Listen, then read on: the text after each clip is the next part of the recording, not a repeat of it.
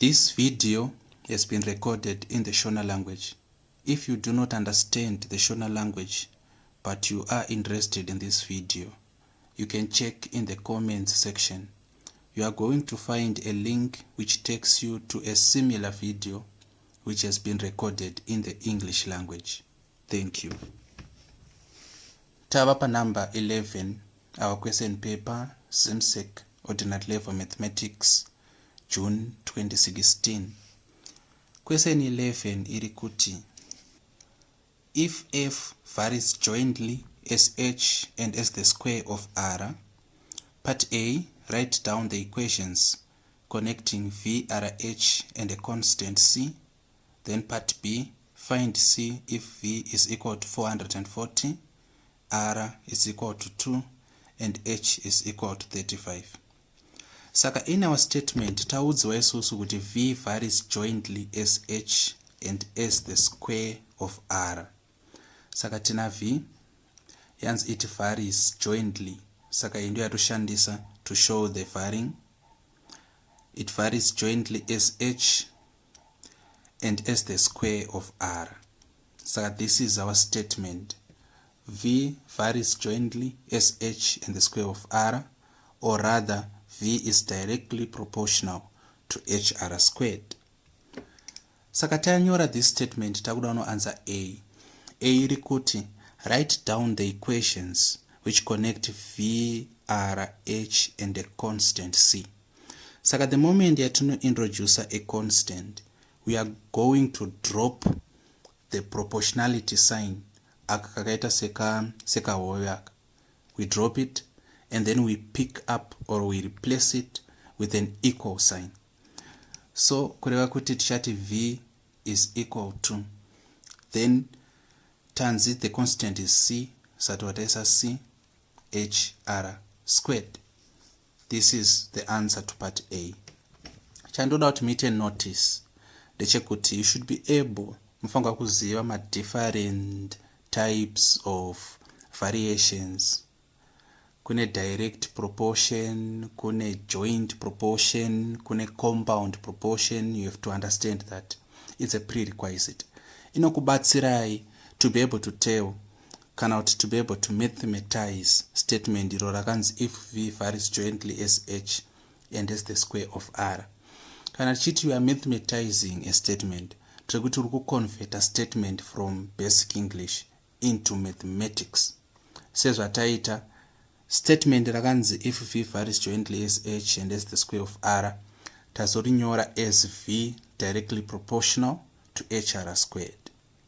Kana wakuchida manje kuinyora as an equation, when you are given a constant, uchabvisa ka direct proportional sign ako kahove or replace ne equal sign.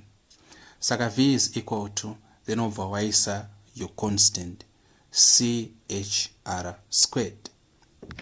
That is it. Let us go to B. B irikuti, find c if v is equal to 440, r is equal to 2, and h is equal to 35. What I encourage panapa ndechekuti, we should make c the subject of formula first. So in doing that, tichanyora as chr squared, it's equal to v. Like we demonstrated in question number 10, hatina kuaffect our equation because v is equal to chr squared. Zvakangofanana nekuti chr squared is equal to v. In the same way, 1 plus 2 is equal to 2. Zvakangofanana nekuti 2 is equal to 1 plus 1. Saka to make c subject of formula, of course, we have to divide with hr squared here, the left hand side. We do the same ku right hand side. hr squared, you check this. To saratina c is equal to v over hr squared. To that c is equal to. Takuya kunoku, taudziwa kuti find c if v is equal to 440.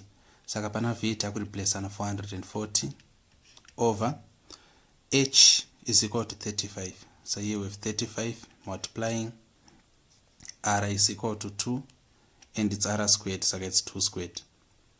So this is equal to 440 over 35 multiplying 4 since 2 squared are 4. Saka 35 times 4 ndi amborani 4 times 5 ndi 22 4 8 12 13 14 becomes 140. Kureva kuti panapa tina c are equal to 440 over 140. Then izvi zvakutochekana izvi. Panapa tikaisa 2 half of 14 ndi 7. Then tikaisa futi 2 panapa, we are going to get 22. Saka tana 22 over 7, of which 7, 14, 21. Saka it's 3 and 1 over 7. That is the value of c.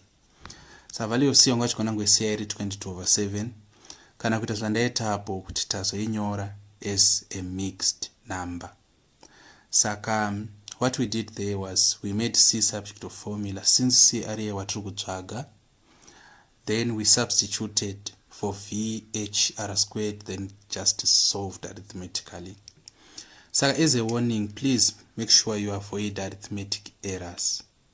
Pana chinhu chinorwadza sekuluza mamarks over kutadza kuadda, kumultiplya, kudivida nekusubtracta.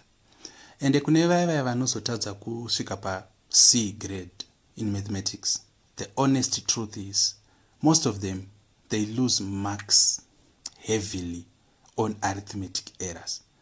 And it actually shows, there are studies which show kuti kuluza marks due to arithmetic errors kuri linked with confidence.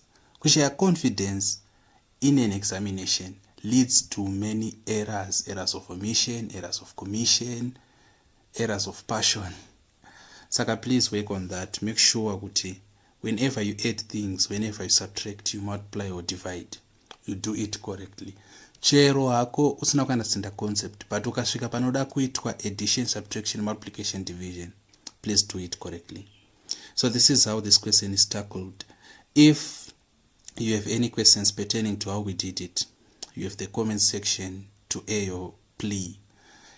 If you have any other CIMSEC, Cambridge, whatever syllabus, ordinary level mathematics, you can send them over to me either directly by taking my details under the details section of this YouTube channel, or just copy and paste in the comments section.